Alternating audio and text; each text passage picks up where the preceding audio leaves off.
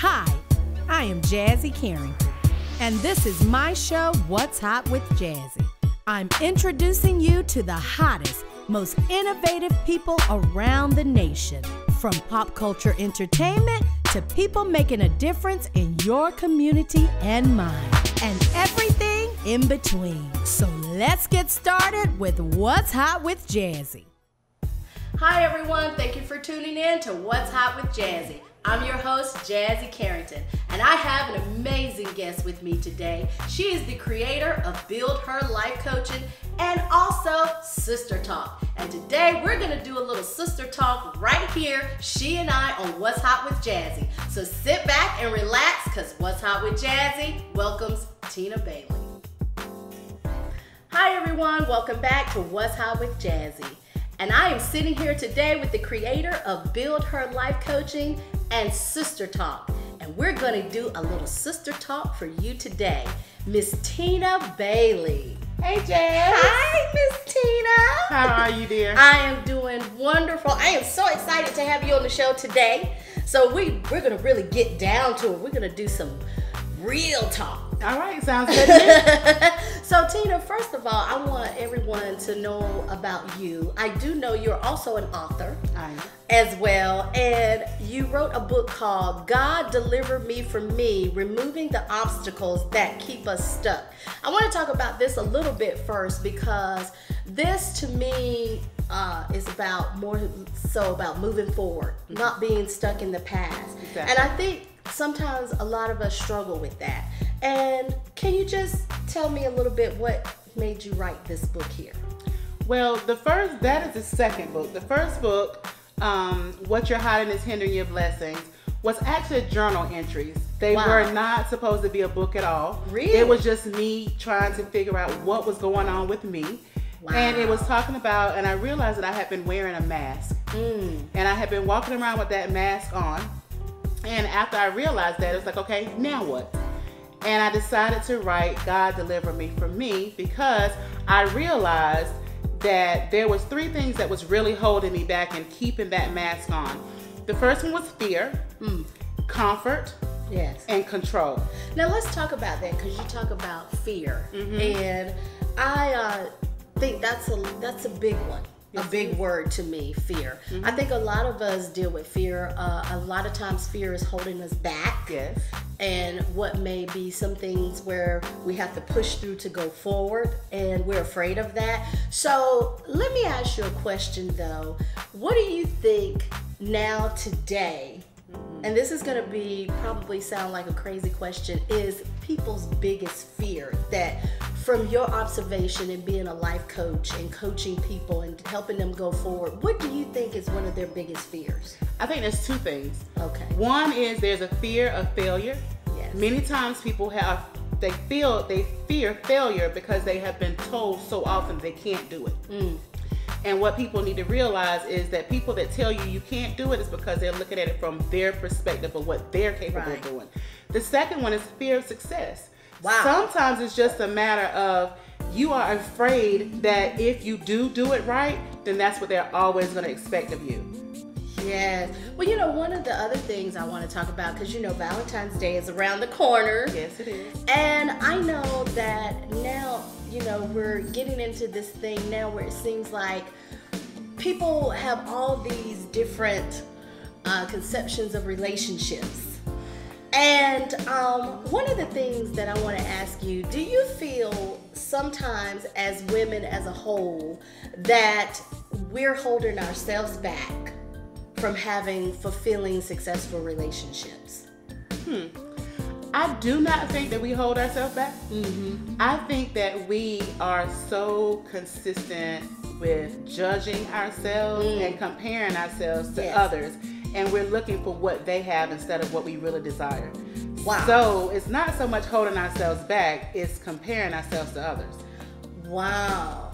So you feel like a lot of times that when people are saying, because I hear people say this a lot, especially women who are successful, who are doing big things, that it's very hard for them to find a relationship, because they feel that the men are insecure or intimidated by them. What do you think about that?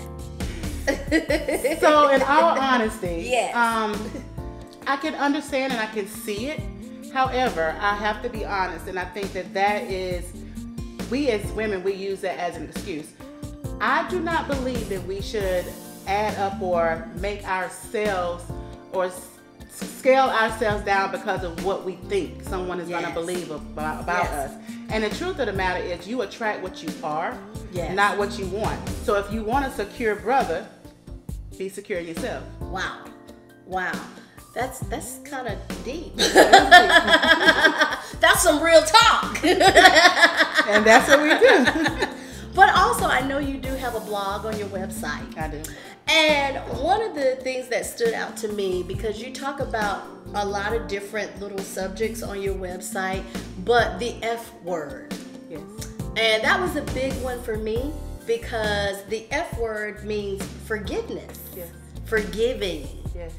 And that's sometimes a hard one. Yes, it is. That's a hard pill to swallow, forgiveness. Yes, it is. You know, because especially if you've gone through some traumatic things, it's like, how can I forgive this person, this individual who's done me, who's did this to me? You know, how dare you ask me to forgive you or to forgive them? So what is your thoughts on that? Okay, so I have a lot of thoughts on that. Yes. And if you read the blog, I have a lot of thoughts. I do believe that we do have to forgive. Yes. And we have to realize and understand that forgiveness is not for the other person, it's for you. It's not about saying that what they did didn't happen. Yes. It's not even saying that you dismiss or what they did is insignificant. It's saying that I refuse to allow what you did to me to hold me back. Wow. Yes. Well, you know, there's some other things that I saw on your blog that really resonated with me. And you kind of really talked about people expecting their expectations, their perception, which that's a big one for me. Mm-hmm. So I want to know where, you know, as a life coach, and with people having these different perceptions of you, and sometimes you might feel like you're not good enough, or you may feel like I have to project this sort of person that's really not really me, right, to, you know, live up to their expectations. So what are your thoughts on that? Because this is the big one I really wanted us to talk about. Okay. So where I take on that is truly, what people think of you is not your business. Wow. That's not your business. It's theirs. People are going to decide, they're going to size you up by getting the first glance. And they're going to determine what they're going to believe and what they're not going to believe. That's not your business. All you can do is live a life that you can look at the person in the mirror and smile at. That's it. Because people are going to decide what they want to decide about you. That's not your business. Wow. Let me ask you a question. Build Her Life Coaching. How did you come up with that? So I have played with that name, and I have played with it and played with it to the point I was like, if I don't go ahead on and file this name with the state and the IRS, I'm gonna keep playing with it. But it was truly a thing of having left a toxic relationship. Yes. And left with nothing for the most part, and I had to build myself up. And what a lot of people don't know, you were actually married to a pastor. I was married to an associate. Which is a very, very interesting, deep story. That's a whole nother show. But the quick version, that was a very toxic relationship, and you wouldn't think so, being that you were married to a man of the cloth. Well, I will say this about that, and I don't take it lightly, and I know that it is a very touchy situation for many. Yes. But we need to realize and understand that regardless of the title that you carry, people are people. Yes. And people have issues regardless of the title.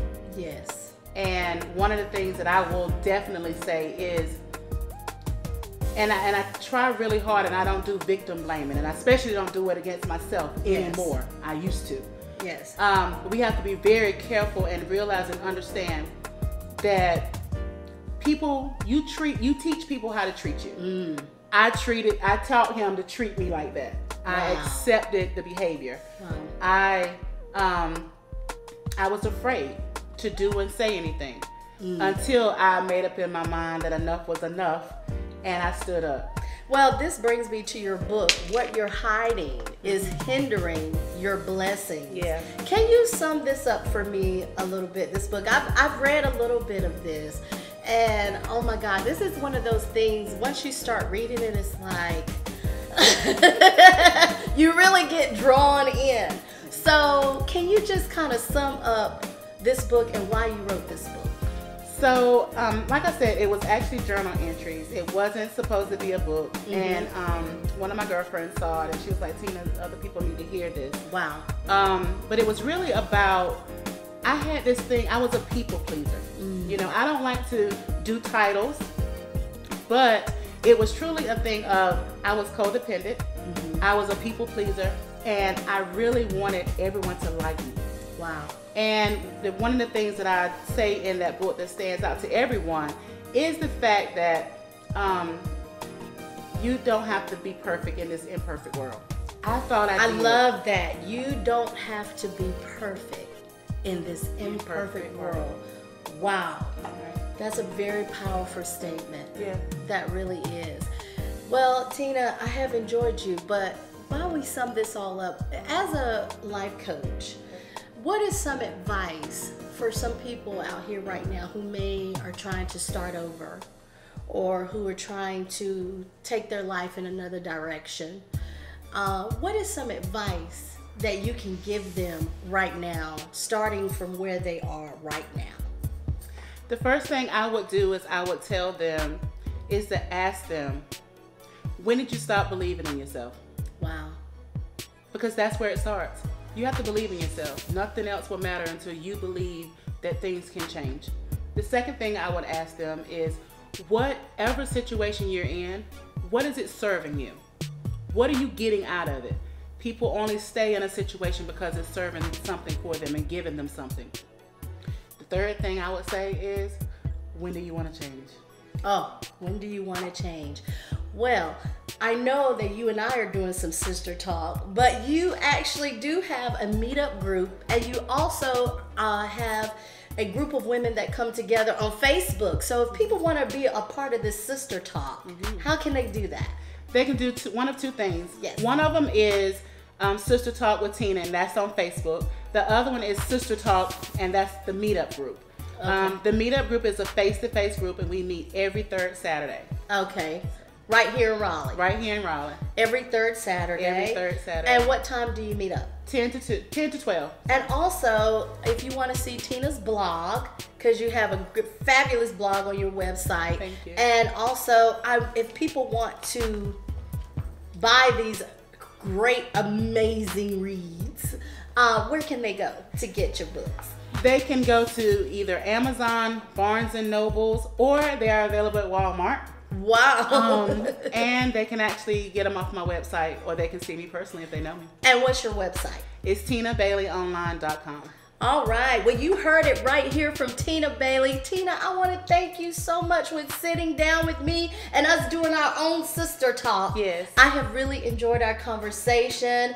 And you heard Tina, you can get her book, What You're Hiding is Hindering Your Blessings, or God Deliver Me from Me, Removing the Obstacles That Keep Us Stuck. You can get those on Amazon or in Barnes & Nobles or Walmart, or just go to Tina Bailey's website, www.tinabaileyonline.com. Thank you again for tuning in to What's Hot with Jazzie.